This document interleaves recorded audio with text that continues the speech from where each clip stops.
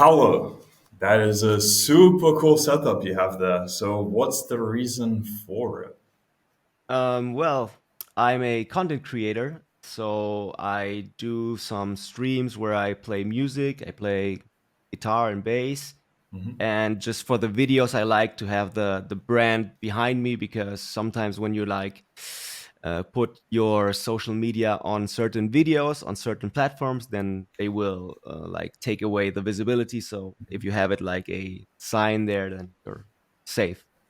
Right, right, makes sense. I guess you wouldn't want to add a watermark to it. Then it's just a better way of doing a watermark, like an in-person Yeah, it's watermark. the physical watermark. Yeah, yeah, there you go. Okay, nice. So could you give more of an introduction about yourself then? You just said you stream, musician, anything else that goes into that? Yeah, well, my business that I try to create as a side hustle, I used to work in marketing, doing advertisements in a marketing agency. But then I got, well, no, before that, I got very sick and I lost my intestine because of Crohn's disease. And first I was like, okay, this is gonna be the end of me. I don't know how to get back to like a normal life, and like pretty much life was over. But then I don't know, something changed in me, and I started to take a look at it differently. Like, okay, this is the cards that I'm dealt with. They're not gonna change. So how can I turn this weakness into a strength? So I started building a business around this disability and helping others who might have also Crohn's disease or other intestinal issues, and especially people who, like me, since my colon was removed, then I have a bag on my stomach that I live with. And a lot of people need to get that too. And most of them are very scared. So by being sort of a role model and telling them that they're going to be okay and giving them tips and also insights of how it's been, then you can take away the people's fear and also treat it as a business, because then the companies that make products for people with intestinal issues, and they come to me and they say, "Hey, we really like you. You're very authentic. Do you want to promote our products?" Interesting. What does I'm not too familiar with Crohn's disease, so what is that about? It's an autoimmune disorder where your immune system, it attacks your intestinal walls, so they get like very they get infected, and it can become very ulcerated inside of your intestine, and then if you're very unlucky, that's what almost happened to me. Then it could burst, and then you die of a sepsis. Wow. That's what it is. So very rough. But you're saying you reframed it, and now you're helping other people with it as well. How long ago was this? I had the diagnosis 2012, and I got my stoma back May 2018. So around 2018 is when I slowly started shifting. It took me 7 years to really accept the illness. Before that, I was living in denial. And then from 2020 forward, then I really took it serious and started treating it as an opportunity to help others. Wow. And it's been that way since then. You still just see it as an opportunity. This is the card you were dealt, and I mean, can't become a victim of it. Just see positives from it, right? Yeah. And I also understood that if I hadn't been through this traumatic experience, I wouldn't understand what's it like for others. Like just like Tate, he knows what it's like to come from down, so he understands people that are struggling. That's something I heard a while ago as well. That even any kind of trauma you experience, you know that there's at least one positive thing you can get out of it, which is you'll be able to relate with other people that have gone to similar trauma and then help them with it. So yeah. Absolutely. Okay. So yeah, thank you for sharing that. Quite, quite a story there. And what brought you to the real world, considering you're a musician, streamer, or were you not doing that prior to joining? I was doing it, but like very as a hobby. And then I started seeing a lot of Tate videos back in maybe mid 2022, and I knew of the existence of Hustlers University, but I never like I was never like, okay, let's do this. But then when the real world came out, and I started to see, like first I joined the Telegram group, and then I started listening to people on YouTube that had joined the real world, and then I saw like, hey, this is a great thing because I'm a single child, and I was raised by my mother.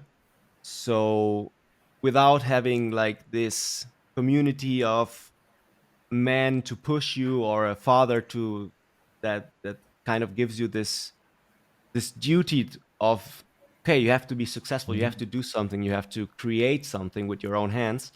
And that's what I was looking in the real world, and that's exactly what it gave me. Like not only the tools to get better at content creation and especially also selling yourself, but also a feeling of duty, and you see other people winning in the real world, so you don't want to be any less. So you're like, okay, they are winning, that means I can be winning too, and then we all win. Right. Yeah, community is super awesome. And the similar situation with me as well. Grew up in single parent household with just mother. So you start adopting the feminine traits as well, and then the masculine parts. Really, you can maybe you don't even realize at first that they're lacking until you see someone who's a positive masculine influence, and realizing that you have that within you as well, and something that you want to unlock in a way and work towards. At least that's how it was for me. I'm guessing similar for you as well, right? Yeah. What would you say for what kind of an effect the Tates have had on you then? It made me take myself much more seriously. Like one of the most important lessons that I learned from Tate is that anything that you do is your is your responsibility and also your fault. Like if something good happens to you, then you made it happen. But if something bad happens to you, then you also made it happen. So it made me look at my life and also my illness and everything that I've been doing with a different perspective. And by seeing it as I am in charge, it's my fault, then also the solution is also in my hand. Because when I was, I don't know, 2, 3 years ago, maybe looking at external factors like, I can't do this because of that, I can't do this because of that, then also if you're not the reason for the failure, then you are also not the person in charge to change it. But changing this made me absolutely understand that all in your control. And even if it seems that other people are to blame, you chose those people to be in your life. So it comes down to absolute responsibility. All right. Nice. That's a very nice lesson to derive from the Tates. So thank you for sharing. And back to the real world now. What campuses did you go into when you joined? Um, And how has it benefited you? First, I did the crypto trading and crypto investing because I always wanted to learn how to do it, and it helped me a lot. But I and then that's maybe also my fault because you do like a little test when you join that tells you what makes sense and what doesn't. And I chose uh, cryptocurrency, even though the test said it doesn't make sense because you're not making enough money to make a difference. And they were right because even if you make small wins here and there, unless you have a big budget, then the wins are like also limited by your capital. But then I went into the course that it actually recommended me, which was the content creation campus, and that made me learn a lot about how to make my videos more interesting, how to play around with the sounds to like give them an emotion, and yeah, especially like getting to create your own style of videos, and that was what really made me able to then sell myself much better, because if you have average quality, then you can only like sell average pricing. But if you go like a step beyond, and maybe with the clients that I already had, I was like, okay, we used to do this, but now let me try this a little bit more, I don't know, fancy. And maybe you charge the same price at first, but then for the next time you say like, hey, did you like it? And then they're willing to pay more if they see that you are putting in extra effort. So explain how you monetize this. Well, first I use the skills to get my social media to grow.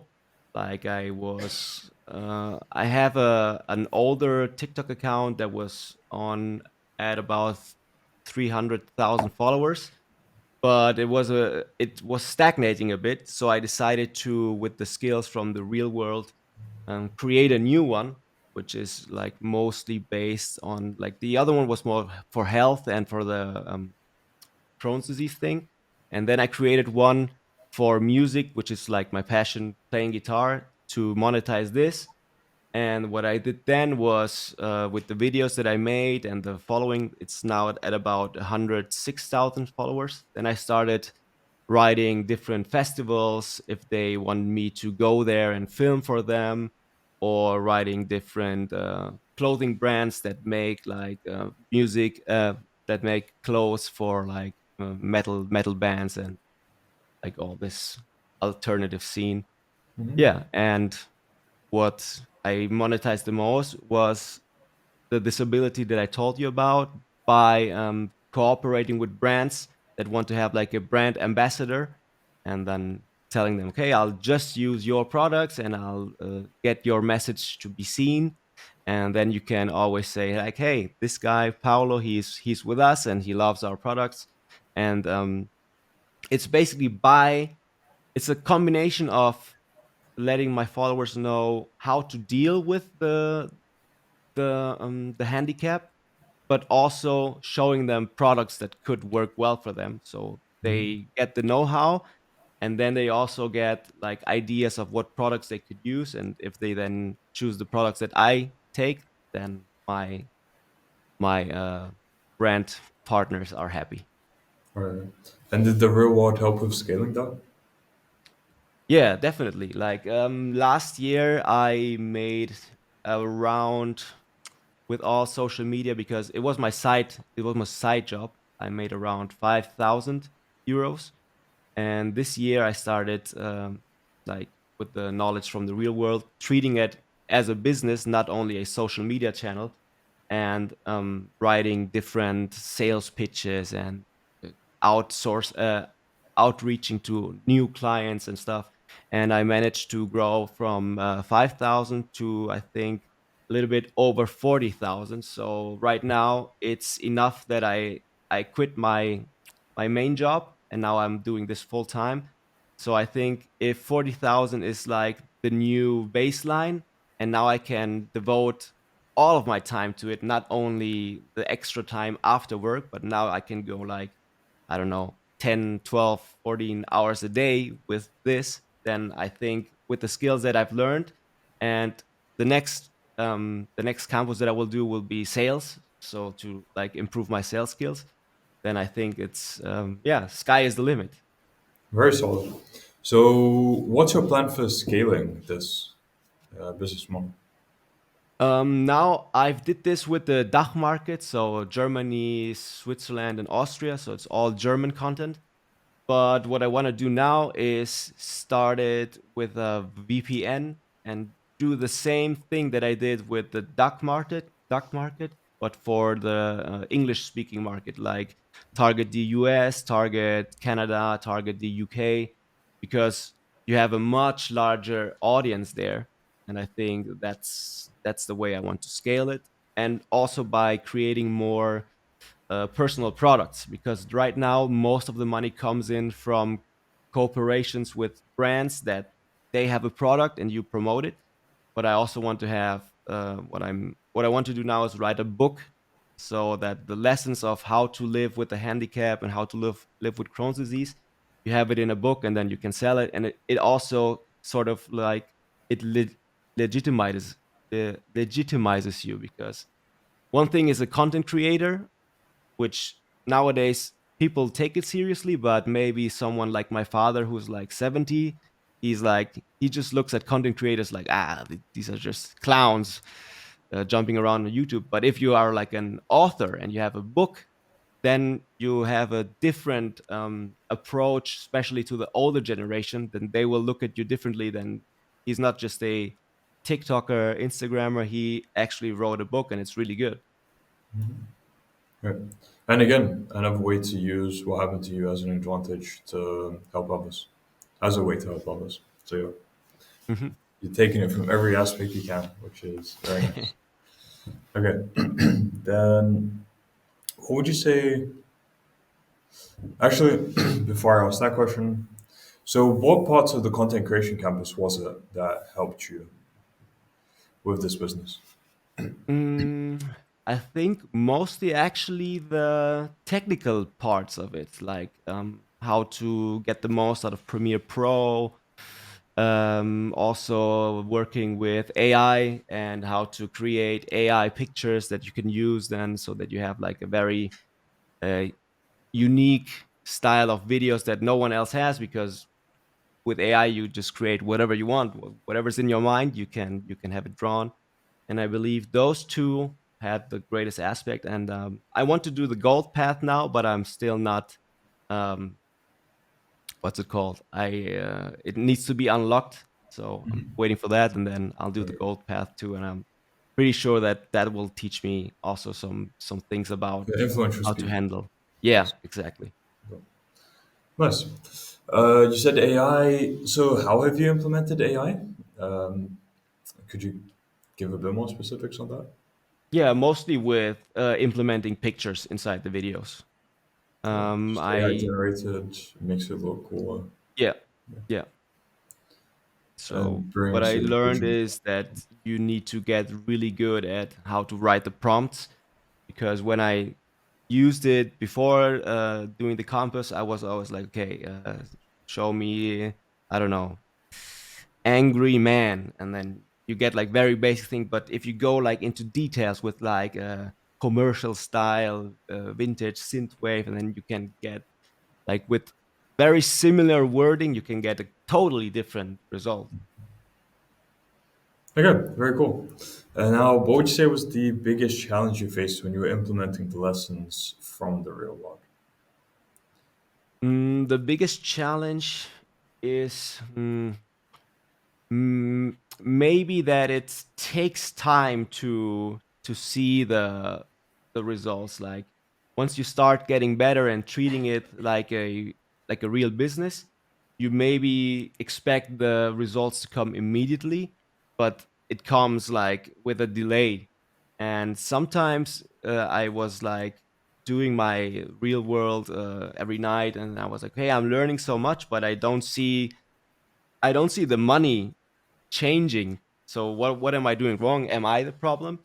But then if you keep at it, and then you keep reaching out and establishing new prices, then that's when the change started happening. So yeah, I think the hardest thing was like waiting to from the new knowledge to the new monetary gains. Like this gap was a bit of a, yeah, I got a little bit anxious. All right, fair enough. And is there anything that stands out? I know this is a bit of a random question for insights from the real world. Maybe a lesson you saw or something a professor said that just stood out to you that you could share. Mm, yeah, I wouldn't have a specific example now, because like from the That's Tate fair. I videos. know I just put you completely on the spot, so Yeah, no yeah. problem. From the Tate videos, those are the ones that like really hit you super hard, or Tristan's videos. I really liked Luke's. Luke had like on the content creation thing, he had a like a few lessons where he just with voice messages. I really like some of the points that he made there. I'm trying to think about what was one that really stuck. Um, yeah, I think it really motivated me because he talked about him being a huge gamer back then, and that he sort of was like he ended on the street, even though he came from a good house and stuff. But then he said, like, if you try hard and you devote all of your time to this thing that you're doing now, then of course you're gonna make it's impossible for you to fail. And that was like okay, because I could really relate to like throwing away my youth doing unnecessary stuff, and instead of going like, oh, okay, I wasted so much time, then you just look into the future and like, okay, I'm gonna work hard every moment that I have, and then see how far we can get. That's something I've come to realize as well. Doing these interviews, there's just two main aspects to quote unquote success, and that's having the right guidance and putting in the work. And then it's pretty much inevitable that you'll reach where you want to reach. When did you start like giving it your all? Because you still seem very young, right? About 9 months ago.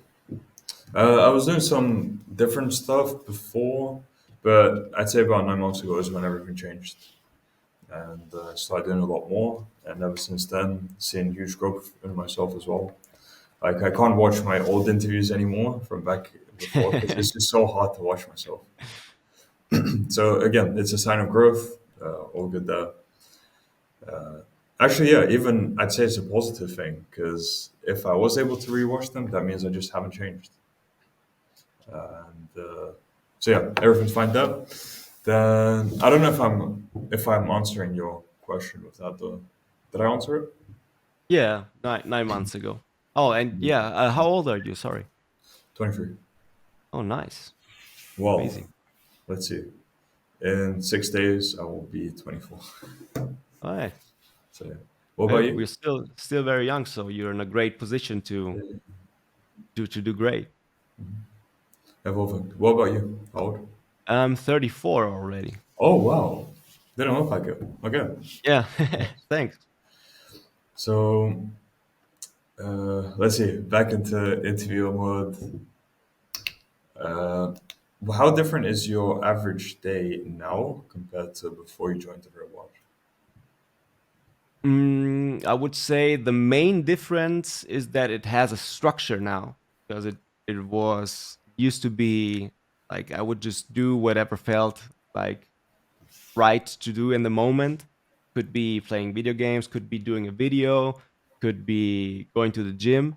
But I learned that I function best if I stick to a routine. So then in the mornings, it's always like, okay, I wake up, I do my videos, then I do the edits, then I go to the gym, come back, eat something, post the videos, go live on TikTok or Twitch, and then at night I do the real wood courses, and then sleep, rinse, and repeat. But it may sound boring, but it's way more effective than just doing whatever you feel like, because feelings are tricky and sometimes they are not your friends, your feelings. Or, yeah, a big part of it. Having to do what you need to do instead of following feelings, especially with bad habits, because those urges will come to do those bad habits, but you just need to do a Marcus Aurelius, I think it was, and say, "This too shall pass," or Mm. whoever quoted it. So yeah, this too shall pass, or however else you want to deal with it. But yeah, cool. So since you're on this trajectory, where do you see your life heading in the short term, medium term, and long term? Short term, I would like to establish myself as a good content creator that stands for positive values and uh, respecting each other, and I don't know, someone to look up to as something who has like, critical thinking skills and just doesn't do anything because, but can explain why he does things, and I don't know, have a positive impact on my community. Then midterm, I would like to expand uh, my account, my reach to English speaking countries, so that I can get the message be heard louder. And long term, I would like to maybe even create your own association of like help association for people with Crohn's disease and intestinal issues. Like the vision I have is that I would like to have like a sort of guidance program where, let's say, you get diagnosed with Crohn's disease, and then you can come into the association and say, "Hey, I'm Paolo. I'm this and this years old, and I got this." And then you get like assigned like a partner that's already run through the loops. So someone who's maybe had for 2 3 years, and then he can like take you by the hand, so to speak, and guide you and give you courage and give you, I don't know, hope. And yeah, that's what I would love to do long term, like create this institution or like this Yeah, yeah, association. yeah. Very interesting. And yeah, expanding to an English audience, you speak English very well, so should be interesting to see how that develops. There's a lot of potential there for sure. Yeah, Yeah. and then I can do Spanish too. You speak Spanish? Uh, yeah, that would be the next step after English. Tú hablas español. Sí, Sí. tú también. No, I only know very basic. Like if I go to a restaurant, algo con gas, por favor. Ah, Then we, aquí, agua con gas. yeah. Oh, exactly. So yeah, no, it's still very basic. Trying to learn. Yeah. Yeah, sounds good Okay. though. Pronunciation is good. Thank you. Okay, so to wrap up, for people who are unsure about joining the real world because maybe they think it could be a scam for the $50, what advice would you have to them? Um, if you are the kind of person that is wary of thinking it might be a scam, take a honest look at your life and take a look at all the ways that you are wasting 50 euros every month on stupid stuff that has no chance of having a benefit for you, and maybe think if taking the risk of investing these 50 euros for a month and then going all out for a month and seeing for yourself what it can do for you or what it can't, because you are the limiting factor. Like if you're not going to put in the work, then you might as well take the 50 euros and throw them out of the window. But yeah, take an honest look at your life, and if you think you have 50 euros that you're spending in on stuff that's not gonna benefit your life, give the real world a try and really commit to it for a month. And I'm pretty sure that you will not want to leave again. Very solid answer. Yeah, definitely agreed. So if people want to find out more about you or contact you, where can they do so? Yeah, you can just look up Paolo Phoenix on Instagram or on TikTok or on YouTube or Twitch. I do a lot of content. It's in German about living with an ostomy and living with Crohn's disease, and I also do live streams where I play rock and metal songs on guitar. So if you like that, then drop by. Awesome. Okay, so I'll add all of this to the description of the video. And yeah, Paolo, it was great hearing your story. Thank you for sharing it. Very unique insights from you. And I look forward to doing a follow up with you, let's say in 3 to 4 months. Or actually, when do you plan on implementing the expansion to English speaking audience? I was looking at October 1st. Oh, so very soon. Okay, so yeah, we'll want to follow up a few months after that, see how that's Sure. developing for you, how everything is going. And until then, I wish you all the best. Yeah, thank you very much for the nice interview.